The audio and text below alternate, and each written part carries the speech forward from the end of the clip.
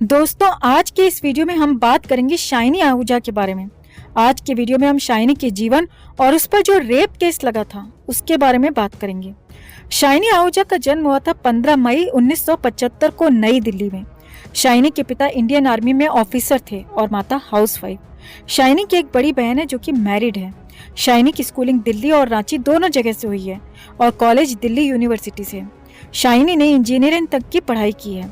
Engineering के बाद shiny ने थिएटर ज्वाइन कर लिया और एक्टिंग सीखने लगा। कॉलेज के थिएटर ग्रुप से शाइनी की मुलाकात हुई बैरी जॉन से और उसके बाद शाइनी ने बैरी जॉन का एक्टिंग स्कूल ज्वाइन कर लिया। इसी समय शाइनी मॉडलिंग भी करने लगा था। मॉडलिंग के दौरान शाइनी ने लगभग 60 से ज्यादा एड फिल्मों में काम किया।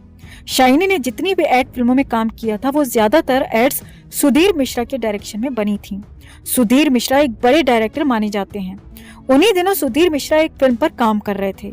सुधीर मिश्रा ने शाइनी से अपनी फिल्म के लिए ऑडिशन देने को कहा और शाइनी सिलेक्ट हो गया।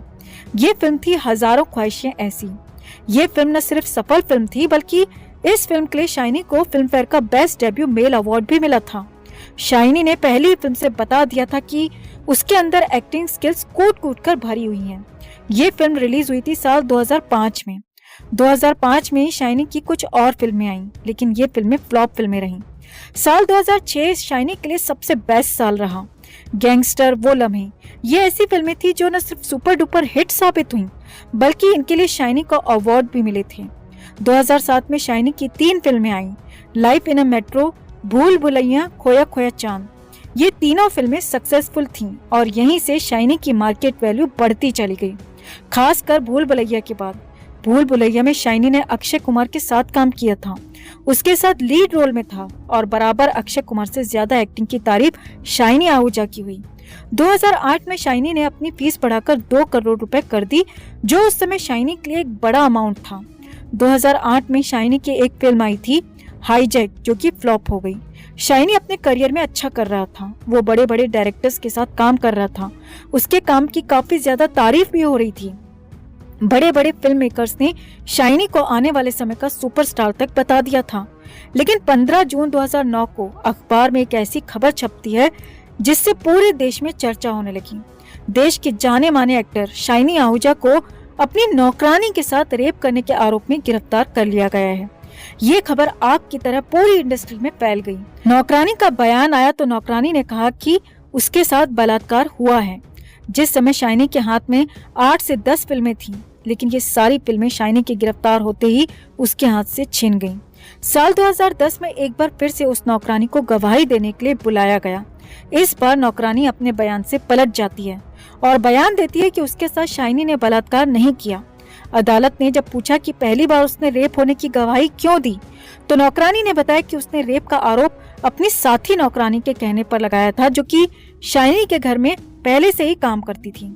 कहते हैं अदालत सबूत और गवाहों की बात मानती है, लेकिन इस केस में अदालत ने विक्टिम के बयान को ही नजरअंदाज कर दिया। रेप पीड़िता ने खुद कहा कि उसके साथ रेप नहीं हुआ, लेकिन कोर्ट ने पीड़िता के दूसरे बयान को ना मानकर पहले बयान को सच माना, जिसमें लड़की ने रेप होने की बात कबूल की थी और शाइनी को 7 साल की सजा सुना दी गई। अदालत के द्वारा सजा सुनाए जाने का आधार क्या था? नौकरानी का 2 बार मेडिकल हुआ और दोनों बार अलग अलग रिपोर्ट्स आईं। पहली बार में बलात्कार की पुष्टि हुई तो उसके बाद शाइनी के वकील ने इस रिपोर्ट पर आपत्ति उठाई, तो दूसरे अस्पताल में नौकरानी का फिर से मेडिकल किया गया और इस बार रिपोर्ट में आया कि बलात्कार हुआ ही नहीं। 2 मेडिकल रिपोर्ट्स, दोनों अलग अलग। 2 बार नौकरानी की गवाही, दोनों बार अलग अलग। ऐसी कंडीशन में कानून ये कहता है कि बेनिफिट ऑफ डाउट आरोपी को जाना चाहिए, यानी जो आरोपी बनाया गया है उसको बेनिफिट ऑफ डाउट दिया जाना चाहिए। लेकिन हमारी माननीय अदालत ने नौकरानी के दूसरे बयान को बयान माना ही नहीं और पहले बयान के आधार पर शाइनी को सजा सुना दी। लेकिन शाइनी के साथ ये सब क्यों हो रहा था? शाइनी और अदालत की क्या दुश्मनी थी जो अदालत गवाहों को नजरअंदाज कर रही थी? दरअसल ये कहानी शुरू होती है साल 2006 से, जब शाइनी की 2-4 फिल्में लगातार सुपरहिट हो गई तो शाइनी को अंडरवर्ल्ड से कॉल्स आने शुरू हो गए। ये कॉल्स एक्सटॉर्शन मनी के लिए थे। शाइनी इंडस्ट्री में नया था तो उसे इस सब के बारे में कुछ नहीं पता था। उसने अपने जानने वालों से इस बारे में पूछा तो सभी ने यही सलाह दी कि अंडरवर्ल्ड को पैसे दे दो। शाइनी ने सबकी बात मानकर अंडरवर्ल्ड को पैसे दे दिए। शाइनी को लगा कि अंडरवर्ल्ड की कहानी अब यहाँ पर खत्म हो गई है, लेकिन हकीकत ये थी कि यहाँ से अंडरवर्ल्ड की जो कहानी थी वो शुरू हुई थी। 2007 में शाइनी की फिर से 3 फिल्में लगातार सुपरहिट हो जाती हैं। इन फिल्मों के बाद शाइनी की मार्केट वैल्यू भी काफी ज्यादा बढ़ गई थी। इसी दौरान शाइनी को फिर से अंडरवर्ल्ड से कॉल्स आने शुरू हो जाते हैं और पैसे की डिमांड की जाने लगती है। शाइनी को लगा था कि उसने अंडरवर्ल्ड को पैसे दे दिए हैं तो अब उसे कभी भी पैसे नहीं देने पड़ेंगे, लेकिन उसके पास फिर से कॉल्स आने शुरू हो जाते हैं। शाइनी पैसे देने को यहाँ पर पूरी तरह से मना कर देता है। यहीं से शाइनी और अंडरवर्ल्ड के लोगों के बीच में 36 का आंकड़ा हो गया। अंडरवर्ल्ड आज के समय में बॉलीवुड को पूरी तरह अपने कब्जे में ले चुका है। आज बॉलीवुड का ऐसा कोई भी टॉप एक्टर नहीं है, एक्टर, डायरेक्टर, फिल्म मेकर, कोई भी जो अंडरवर्ल्ड को एक्सटॉर्शन मनी ना देता हो। अंडरवर्ल्ड की बात ना मानने पर जरूरी नहीं है कि अंडरवर्ल्ड के लोग पैसे ना देने वालों को जान से ही मार देते हैं। अंडरवर्ल्ड अब चालाकी से काम लेता है ताकि हर बार उसका नाम ना आए। जहां जरूरत गोली की होती है तो वहां गोली का प्रयोग होता है और जहां बिना गोली के काम करना हो तो शाइनी आहूजा के जैसा काम किया जाता है। एक वक्त ऐसा था जब अंडरवर्ल्ड को पैसे ना देने पर गुलशन कुमार को बीच सड़क पर सबके सामने दिन दहाड़े गोलियों से भून दिया गया था। इसके बाद एक समय आया जब उसी अंडरवर्ल्ड के लोगों ने राकेश रोशन पर गोलियां चलवाकर सिर्फ डराने का काम किया। क्या जिन लोगों ने राकेश रोशन पर गोलियां चलाई थी या चलवाई थी वो राकेश रोशन को खत्म नहीं कर सकते थे? कर सकते थे, लेकिन वो राकेश रोशन को खत्म नहीं करना चाहते थे, वो सिर्फ राकेश रोशन को डराना चाहते थे। अंडरवर्ल्ड ने गोलियां चलवाई और राकेश रोशन डर गए। उसके बाद जो अंडरवर्ल्ड को चाहिए था वो उन्हें मिल गया, यानी पैसा। यानी अंडरवर्ल्ड सिचुएशन के हिसाब से काम करने लगा है। अंडरवर्ल्ड आने वाले कलाकारों के लिए या नए कलाकारों के लिए एग्जाम्पल सेट करता है। एक समय था जब एक्सटॉर्शन मनी मांगते समय गुलशन कुमार का एग्जाम्पल दिया जाता था कि अगर पैसे नहीं दिए तो गुलशन कुमार की तरह मारे जाओगे। फिर समय बदला तो राकेश रोशन के साथ जो किया वैसे काम किया जाने लगा। उसके बाद और भी समय बदला तो शाइनी आहूजा को रेप केस में फंसाकर एक नया एग्जाम्पल सेट किया गया। शाइनी वाला केस इसीलिए नहीं था कि उसने अपनी नौकरानी से रेप किया था, ये केस इसीलिए हुआ क्योंकि शाइनी ने एक्सटॉर्शन मनी देने से मना कर दिया था। अंडरवर्ल्ड को एग्जाम्पल सेट करना था आने वाले नए कलाकारों के लिए कि कोई भी अंडरवर्ल्ड को पैसे देने से मना ना करे, और अगर पैसे देने से मना करे तो उसे एग्जाम्पल दिया जा सके कि जो शाइनी आहूजा के साथ किया है, जो गुलशन कुमार के साथ किया है, वही तुम लोगों का हाल होगा। और अंडरवर्ल्ड ने इस बार नया तरीका आजमाया, शाइनी को रेप केस में फंसा के। आप खुद सोचिए दोस्तों कि शाइनी अपने करियर में उस समय टॉप पर था। शाइनी हैंडसम भी बहुत था, उसकी खुद की वाइफ थी जिससे उसने लव मैरिज की थी, फिर उसे रेप करने की क्या जरूरत थी, वो भी अपनी घर की मेड के साथ। ना तो वो मेड बहुत ज्यादा सुंदर थी कि शाइनी बेकाबू हो गया या उसके हुस्न के आगे दीवाना हो गया, ऐसा भी कुछ नहीं था। और अगर मान भी लिया जाए कि शाइनी का कैरेक्टर वैसा था तो उस जैसे सुपरस्टार के पास और भी कई जरिए हैं जहां वो अपनी ऐसी हवस पूरी कर सकता था। शाइनी के घर में उस मेड के अलावा 3 और मेड काम करती थी। उनके साथ शाइनी ने कभी गलत काम नहीं किया, कभी गलत बिहेव नहीं किया, जबकि 1-2 मेड तो 2-2, 3-3 साल से शाइनी के घर में काम कर रही थी।